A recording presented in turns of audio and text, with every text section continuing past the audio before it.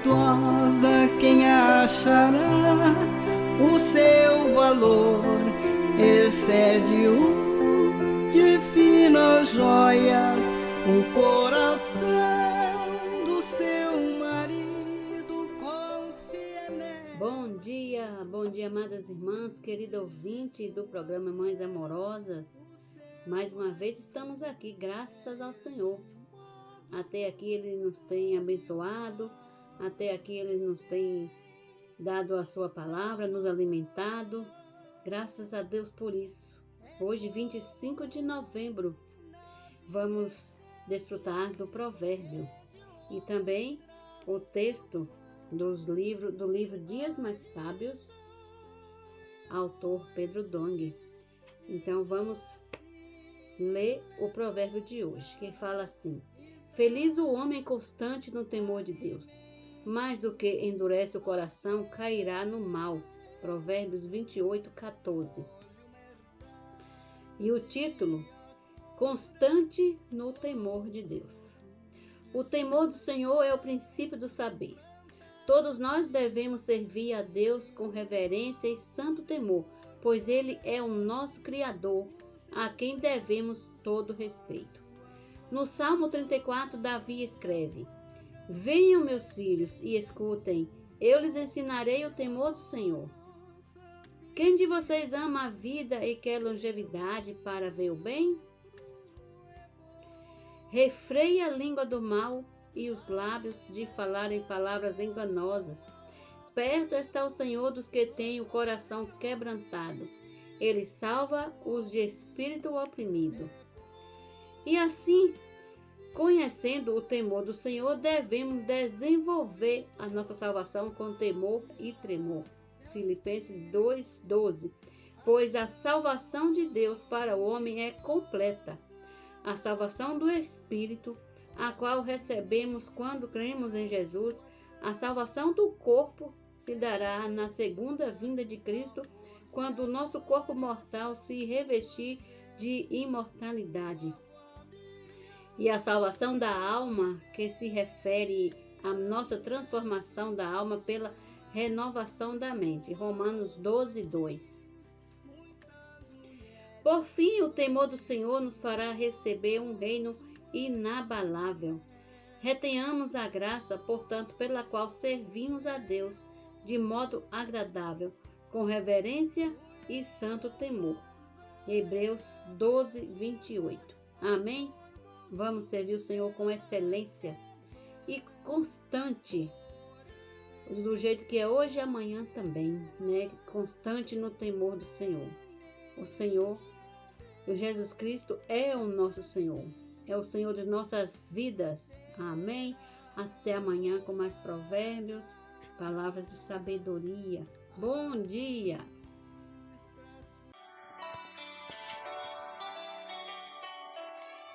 Alimento diário. Série Vida e Edificação. Autoria Pedro Dong. Leitura Márcia Girlânia. Amém, irmãos? Jesus é o Senhor. Estamos aqui para ler a semana 2, terça-feira. Está baseada em Gênesis 2:10, Salmos 46, do 4 ao 5, Isaías 66, 1 e 2, Apocalipse 22, versículo 1 ao 2. O ler com oração é Apocalipse 22, 1. Então me mostrou o rio da água da vida, brilhante como cristal, que sai do trono de Deus e do Cordeiro. Título da semana 2, terça-feira: O rio da água da vida.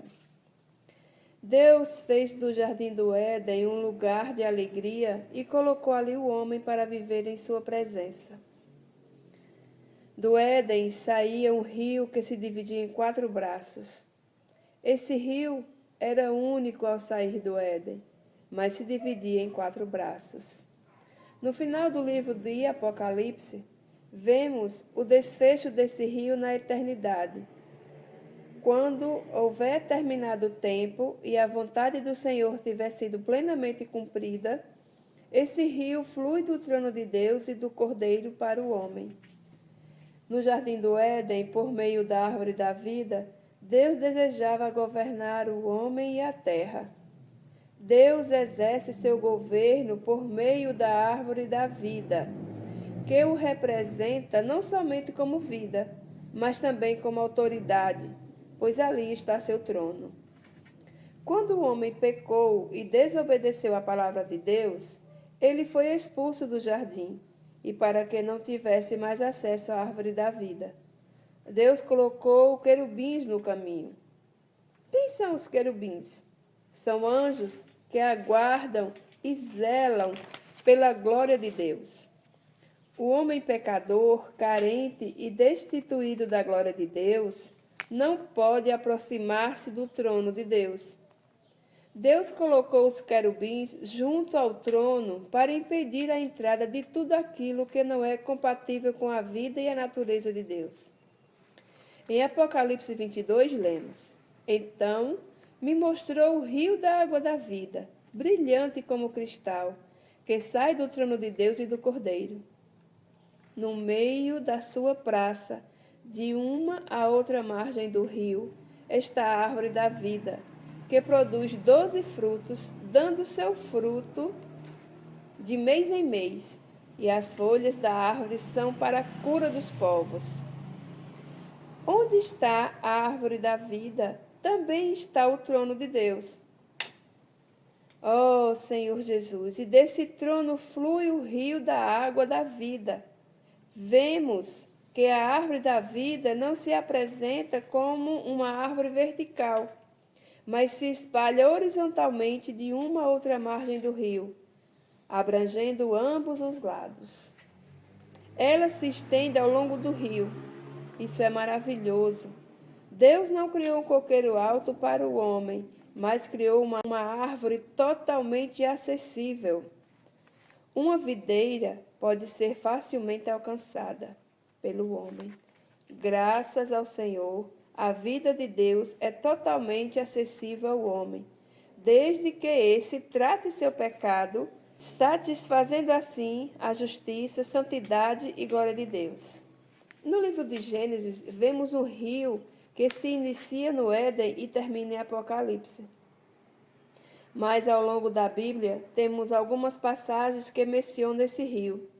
Em Salmos lemos: há um rio cujas correntes alegram a cidade de Deus, o santuário das moradas do Altíssimo. Deus está no meio dela, jamais será abalada. Deus a ajudará desde antemanhã. Versículo 46, do 4 ao 5. Essas correntes são também canais que alegram a cidade de Deus. A casa de Deus é o santuário das moradas do Altíssimo. Ao ler Isaías 66, 1 e 2, encontramos uma profunda declaração do Senhor que revela uma verdade. Nós nada podemos fazer para o Senhor Deus. Não precisa de nosso esforço para construir algo para si, pois Ele criou todas as coisas. Contudo, Ele nos mostra que a casa que Ele procura e que atrai seu olhar é esta: o aflito e abatido de espírito, que treme de sua palavra. O Senhor procura pessoas como nossos adolescentes, simples, humildes, aflitos e abatidos de espírito. Eles não veem como grandes ou importantes. Os adultos, muitas vezes, se consideram autossuficientes, importantes ou grandes conhecedores da Bíblia, mas os adolescentes não pensam assim. Eles se aproximam de Deus com simplicidade e amam a palavra com sinceridade. É nesse tipo de coração que Deus deseja habitar. Essa é a casa que Deus quer para si. Hoje, Deus tem muitas moradas. Toda pessoa que possui um coração simples e ama a palavra é uma dessas moradas. Deus está no meio de nós e essa cidade, a igreja, jamais será abalada. Deus nos ajudará desde o romper da manhã. Aleluia! Aleluia! Que deixemos aqui nos nossos comentários a luz da palavra, a direção e a demonstração. Amém, amados? Jesus é o Senhor. Olá, criançada! Isaac, o Senhor Jesus já acordou? Já acordou. Ele está comigo desde bem cedinho. Vamos fazer a imersão nessa terça-feira!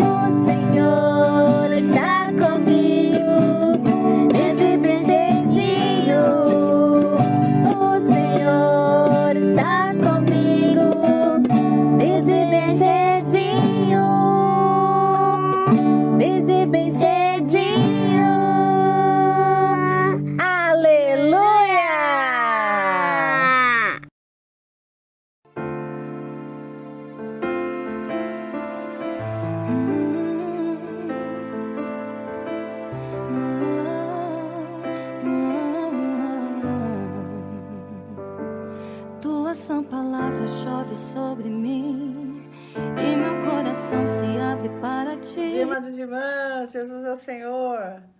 Estamos aqui mais uma vez nesta terça-feira, hoje é dia 25 de novembro já, né? Ontem nós concluímos o livro de Ezequiel, maravilhoso, né? E hoje nós vamos começar o livro de Daniel. Então quero começar com oração, né? O Senhor possa dar muita luz para nós, uma vez que Daniel é um livro de revelação, né? De visões, né? Senhor Jesus, o Senhor possa dar para nós sabedoria, Senhor, muita luz na leitura desse livro. O Senhor também possa abençoar cada um de nós, Senhor, separamos esse tempo para ler a Tua Palavra, que o Senhor possa nos iluminar. Também pedimos pelo Teu sangue precioso, o Senhor nos limpa de todo pecado. Ó, Senhor, lava-nos com Teu sangue precioso, para que nós possamos ter acesso, Senhor, à árvore da vida. Possamos também ouvir o Senhor falar através da palavra. São palavras de revelações. Estamos nos tempos finais, o Senhor tem revelado muitas coisas para a igreja. O Senhor continua revelando, Senhor, através da leitura da Tua Bíblia. Ó Senhor Jesus, obrigada, Senhor, por mais essa oportunidade de estar com as irmãs, lendo a Tua Palavra. Amém. Eu quero falar um pouco sobre Daniel. Este nome significa Deus julga, ou juiz de Deus. Quem foi Daniel? Foi um profeta do século VI a.C., que foi exilado na Babilônia e viveu durante esse período até a libertação de Israel no governo persa. Daniel relata de primeira mão eventos-chave que ocorreram no período do cativeiro de Judá e também partilha algumas visões que recebeu da parte de Deus a respeito do povo cativo. Então, olha que maravilhoso, nós acabamos de ler Ezequiel, quando o Nabucodonosor leva o povo cativo. Quem foi com aquele grupo cativo? Daniel. E ele relata tudo o que aconteceu ali durante aquele cativeiro. A circunstância da redação do livro, a crítica moderna do livro de Daniel sugere que a obra foi escrita por algum autor judeu do segundo século a.C., em vez de ser redigida pelo Daniel histórico. Essa visão se baseia em grande parte na perspectiva naturalista, que nega a possibilidade de predição autêntica encontrada neste livro profético. Por outro lado, a visão tradicional sustenta que o profeta Daniel realmente escreveu este livro, pouco tempo depois do fim do cativeiro babilônico, que foi escrito no século VI a.C. Então, não é um livro de história, né? Não só contando as coisas que aconteceu, mas é um livro profético que fala de coisas que iriam acontecer. Testemunhos internos apoiam esta alegação. Então, no texto em si, Daniel afirma ter anotado as visões que Deus lhe deu. Passagens que contêm referências em terceira pessoa acerca de Daniel não desmentem sua autoria. Afinal, era comum os autores se referirem a si mesmos na terceira pessoa, como é o caso de Moisés no Pentateuco. Além disso, o próprio Deus fala de si mesmo em terceira pessoa. Além disso, o próprio Deus fala de si mesmo em terceira pessoa, em Êxodo 20, versículos 2 e 7. O profeta Ezequiel se referiu a Daniel várias vezes em seu livro. Verdade. Ezequiel 14, no versículo 14 e 20.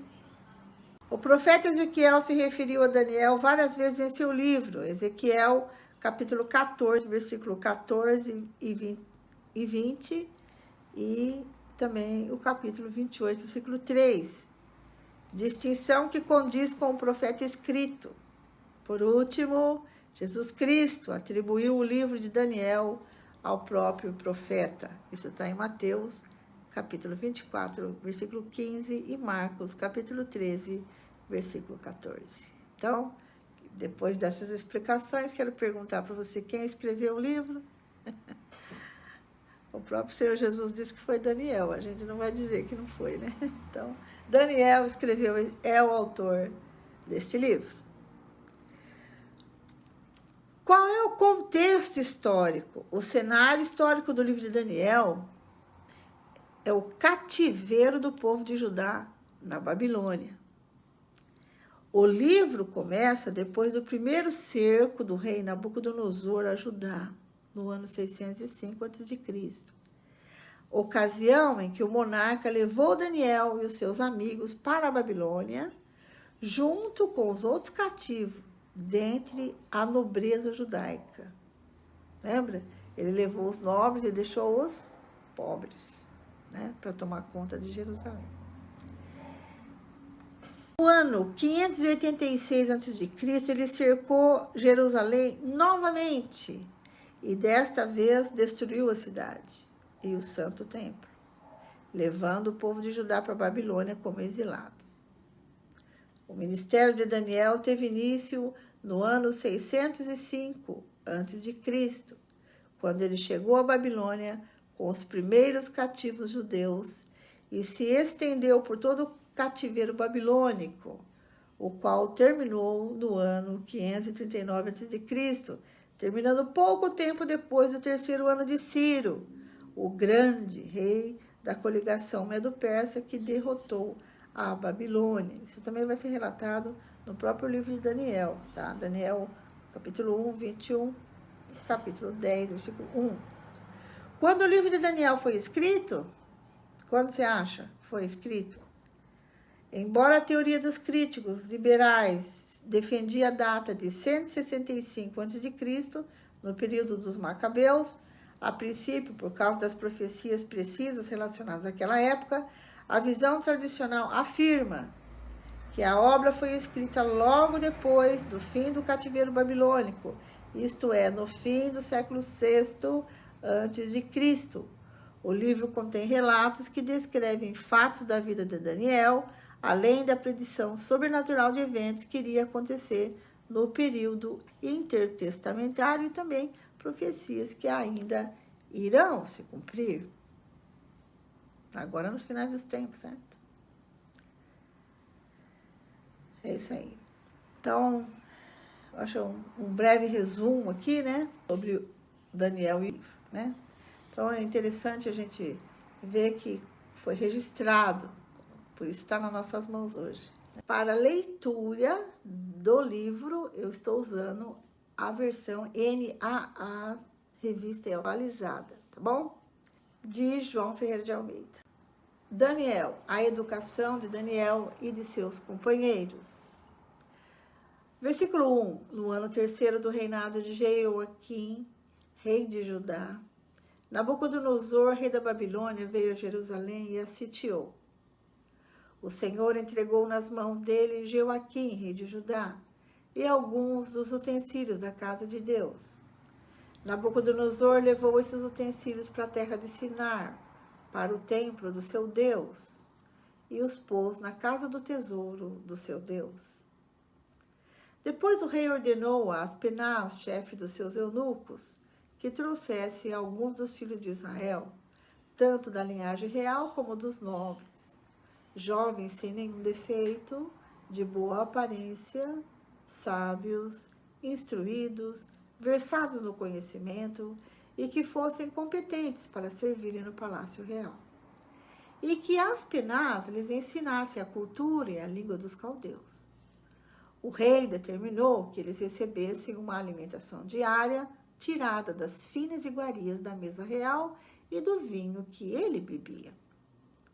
Os jovens deveriam ser educados ao longo de 3 anos e, ao final desse período, passariam a servir o rei. Entre eles se achavam Daniel, Ananias, Misael e Azarias, que eram da tribo de Judá. O chefe dos eunucos lhes deu outros nomes, a saber, a Daniel, o de Beltesazar, a Ananias, o de Sadraque, a Misael, o de Mesaque, e a Azarias, o de Abed-nego.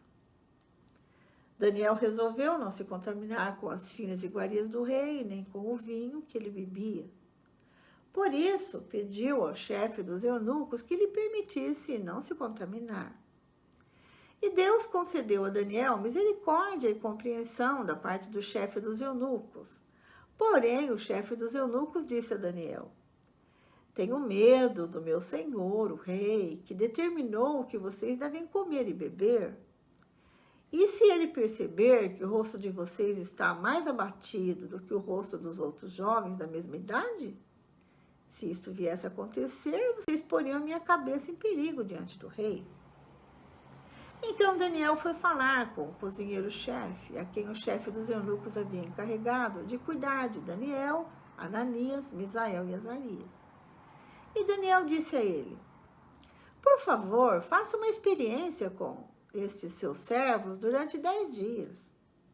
Dê-nos legumes para comer e água para beber. Depois, compare a nossa aparência com a dos jovens que comem das finas iguarias do rei. Dependendo do que enxergar, o Senhor decidirá o que fazer com estes seus servos. O cozinheiro-chefe concordou e fez a experiência durante 10 dias. No fim dos 10 dias, a aparência dos 4 jovens era melhor. E eles estavam mais robustos do que todos os jovens que comiam das finas iguarias do rei. Com isto, o cozinheiro-chefe tirou deles as finas iguarias e o vinho que deviam beber e lhes dava legumes. Ora, a estes 4 jovens, Deus deu o conhecimento e a inteligência em toda a cultura e sabedoria. Mas a Daniel deu inteligência para interpretar todo tipo de visões e sonhos. Ao final do tempo determinado pelo rei para que os jovens fossem levados à sua presença, o chefe dos eunucos os levou à presença de Nabucodonosor. Então o rei falou com eles. E entre todos não foram achados outros como Daniel, Ananias, Misael e Azarias. Por isso passaram a servir o rei. Em toda a matéria de sabedoria e de inteligência sobre o que o rei lhes fez perguntas, os achou 10 vezes mais sábios do que todos os magos e encantadores que havia em todo o seu reino. Daniel continuou ali até o 1º ano do reinado de Ciro. Daniel interpreta o sonho de Nabucodonosor, capítulo 2, versículo 1. No segundo ano do seu reinado, Nabucodonosor teve uns sonhos que o deixaram perturbado e sem poder dormir. Então o rei mandou chamar os magos, os encantadores, os feiticeiros, os caldeus, para que lhes dissessem o que ele havia sonhado. Eles vieram e se apresentaram diante do rei. Ele lhes disse: tive um sonho e fiquei perturbado, querendo saber que sonho foi esse. Os caldeus disseram ao rei em aramaico: que o rei viva eternamente. Conte o sonho a esses seus servos e daremos a interpretação.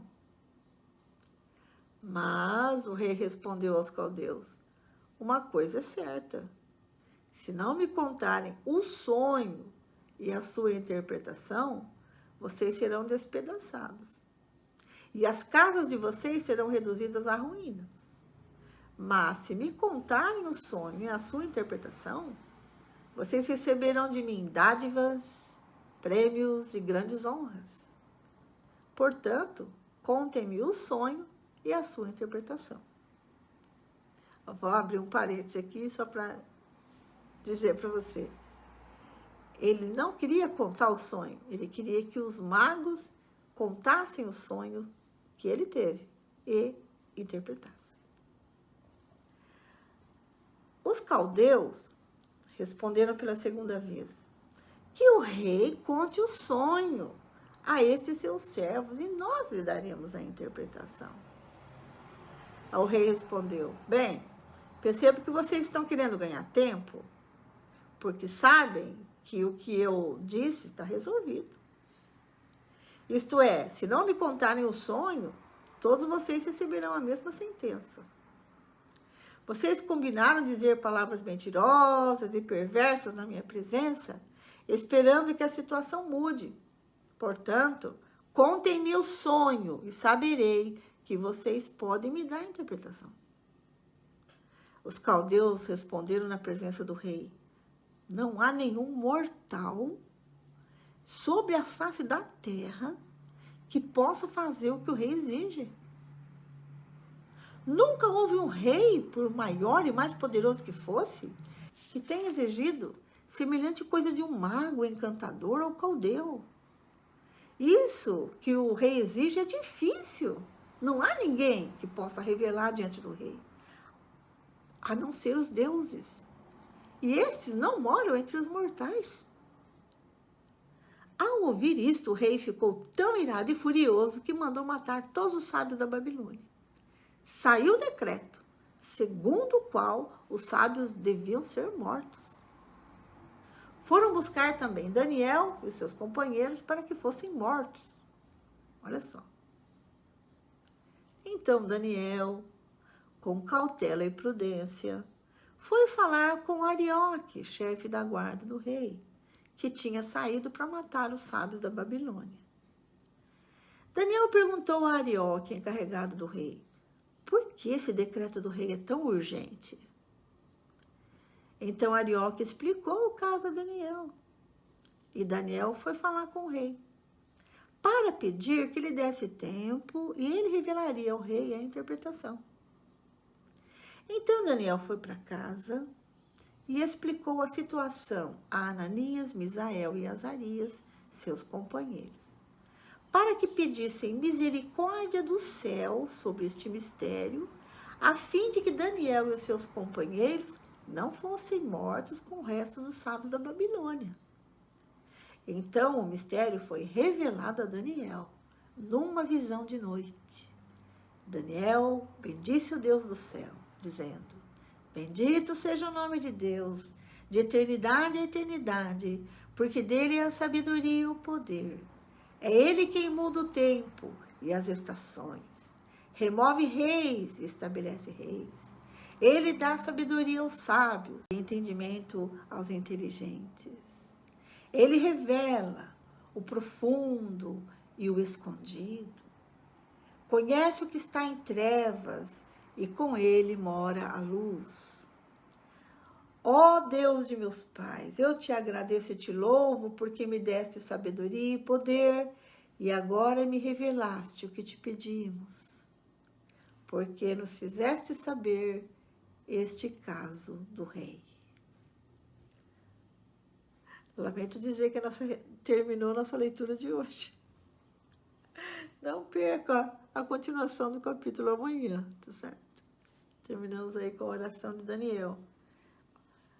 Você percebe a importância da oração? Olha só. Ele buscou a revelação, mas antes disso ele orou, né? Dependeu do Senhor. Orou sozinho? Não. Orou com os amigos. Né?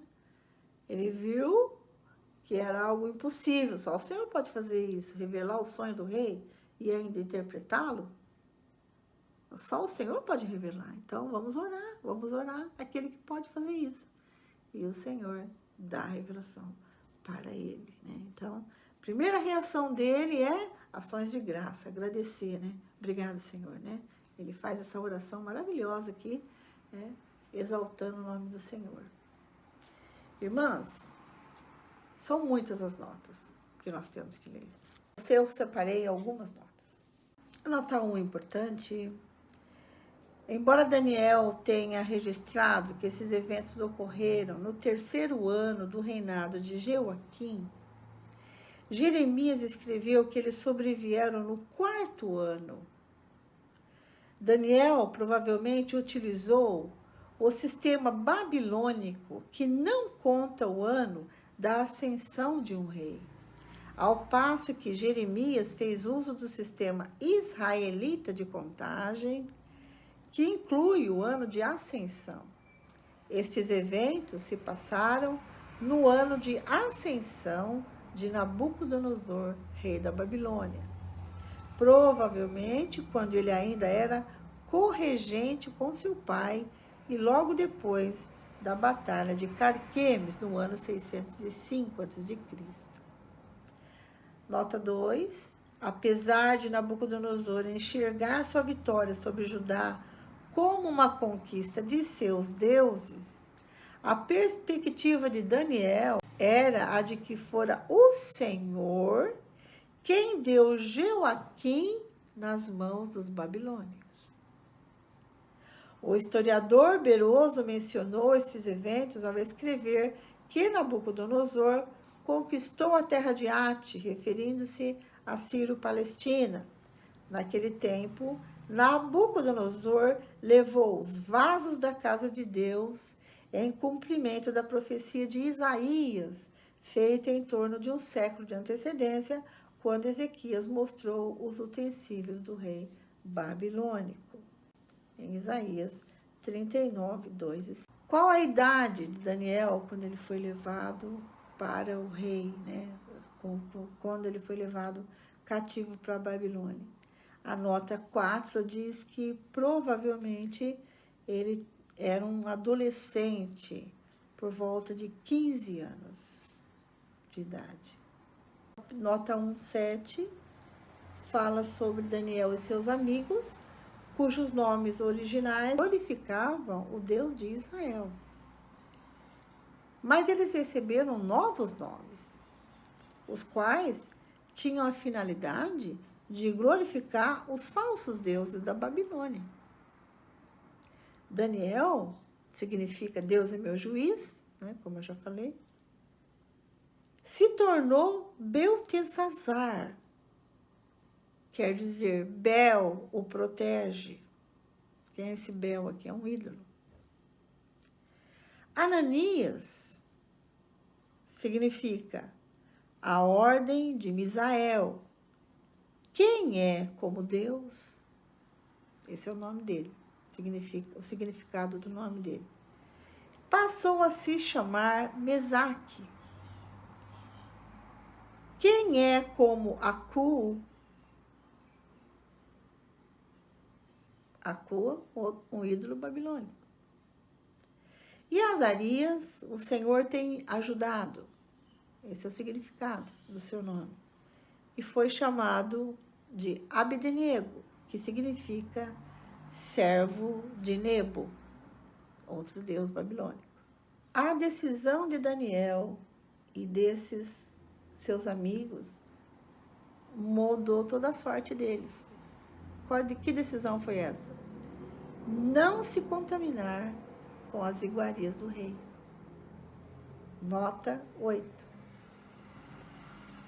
Ele propôs em seu coração, isso refere-se, teve uma determinação interior de Daniel e seus amigos, né?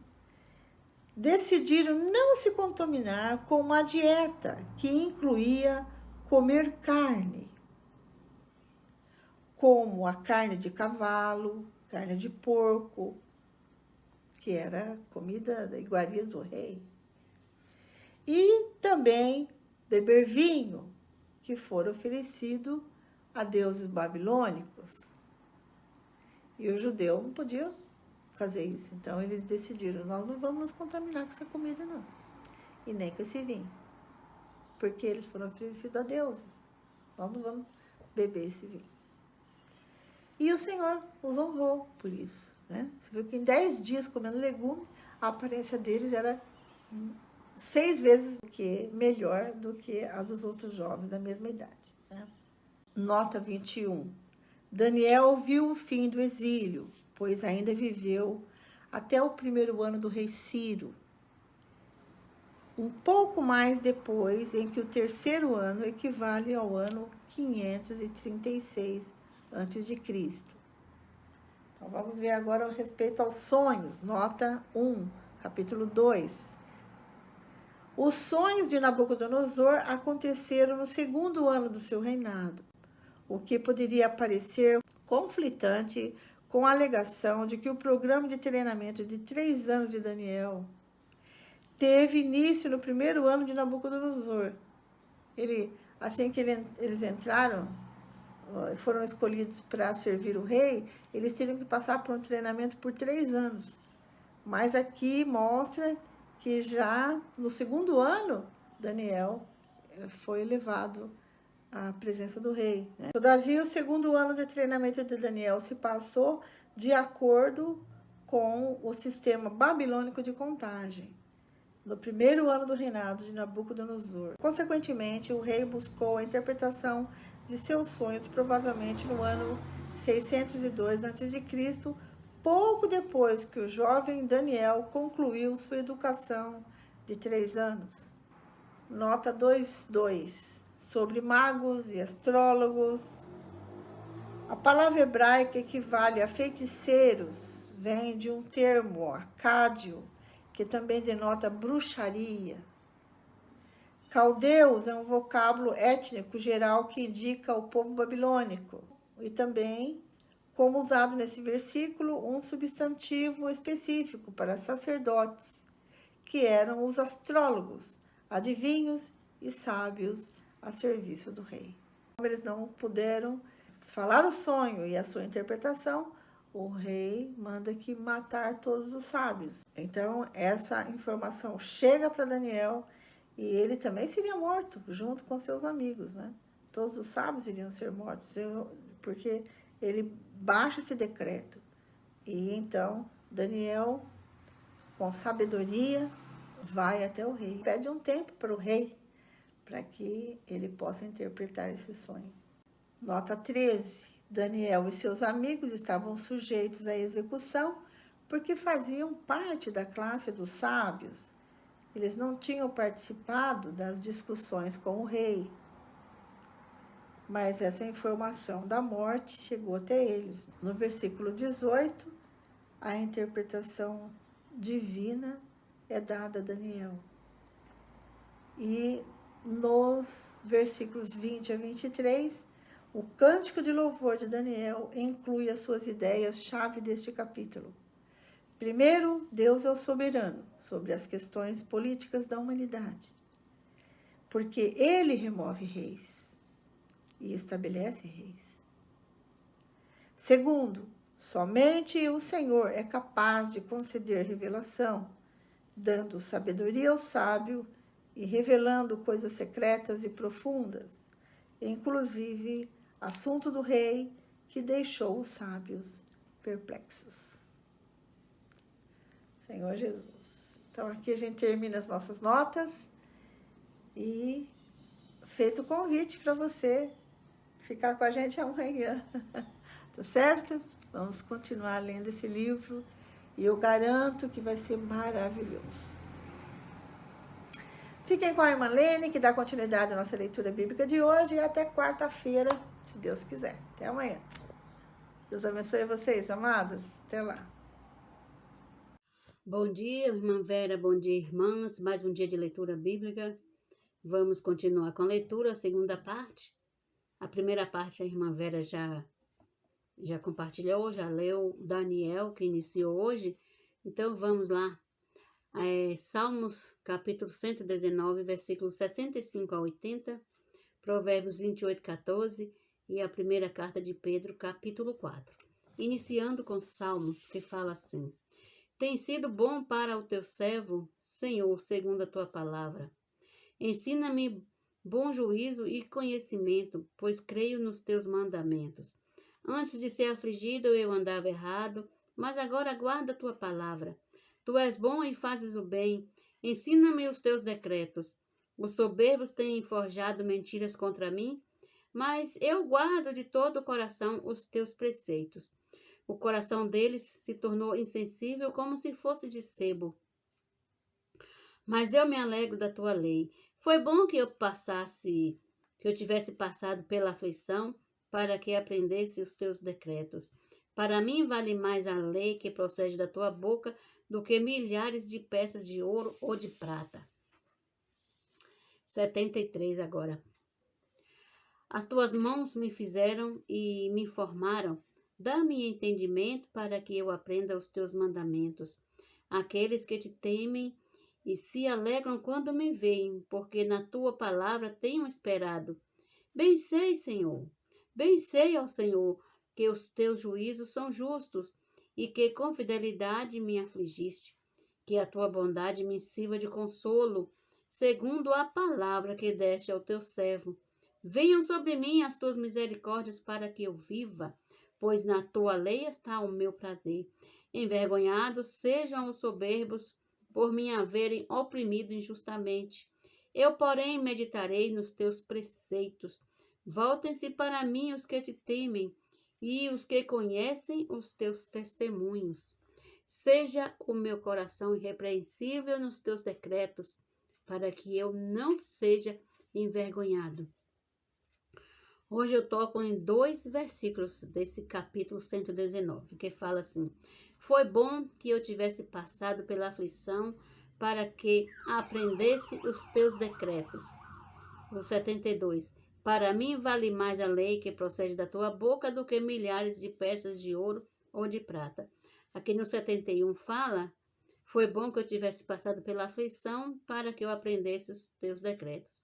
Muitas vezes a gente, quando está sofrendo, passando por alguma angústia, a gente corre, né, para se apegar mais, para nos apegar mais à palavra e aprender mais o que Deus quer falar com a gente através da Bíblia.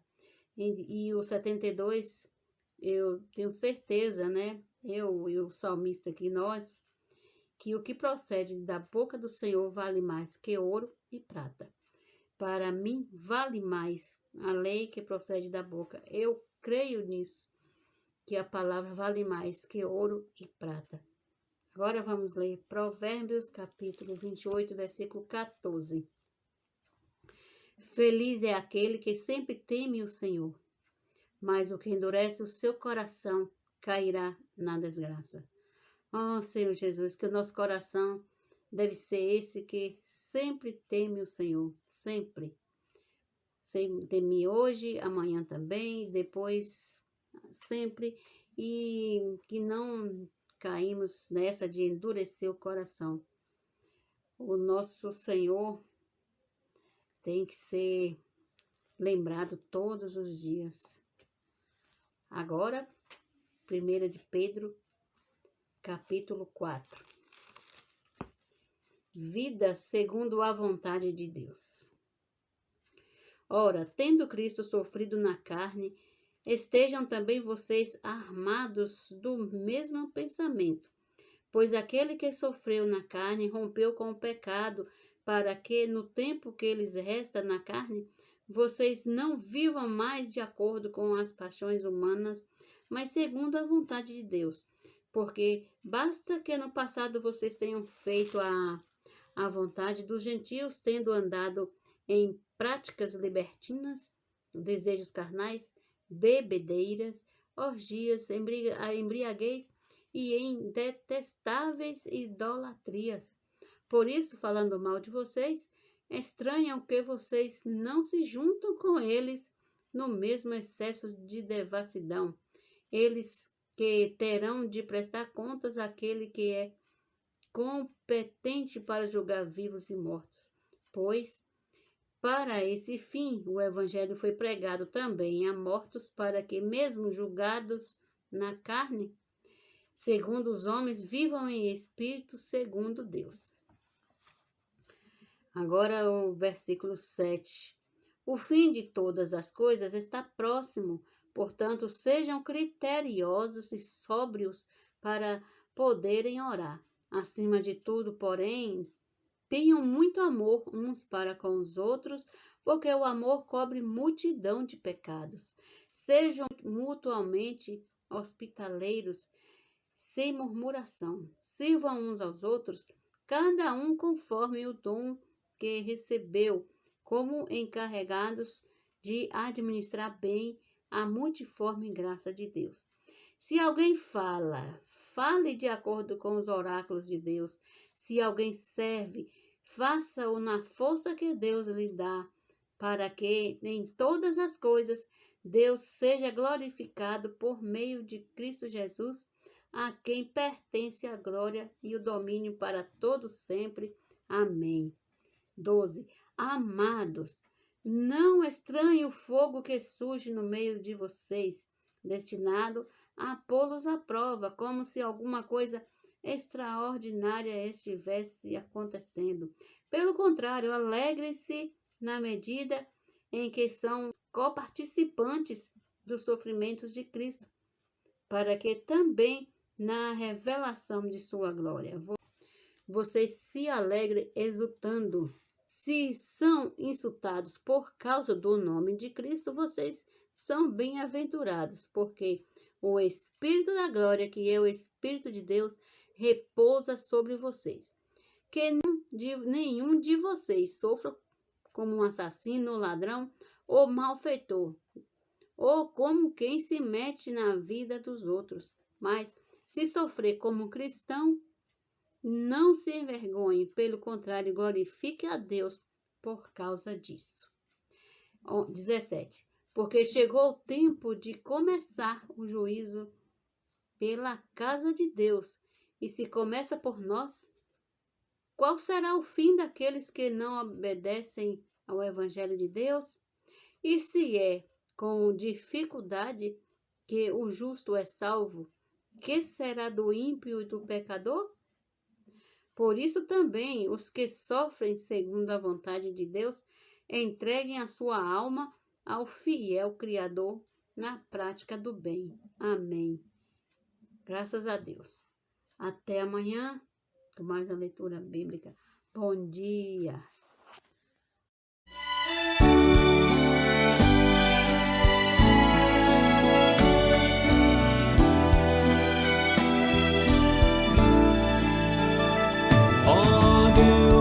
Teu Filho amado, nos convidaste a ver, em quem tu te comprases, o qual fez teu querer, por dares tal tesouro, abriste o teu puro amor gozamos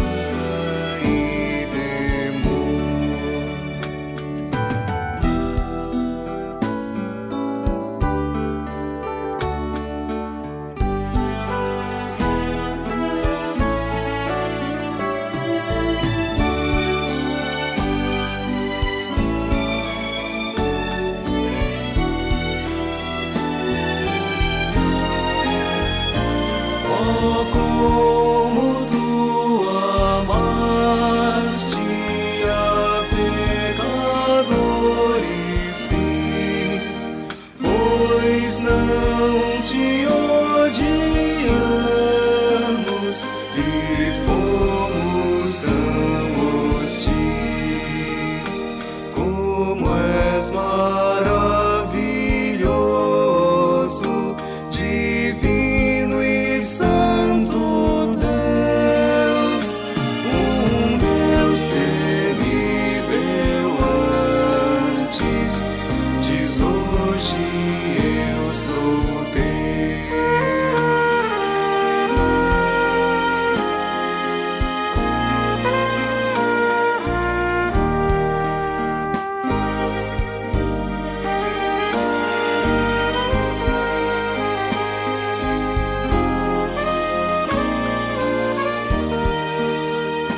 Como és maravilhoso,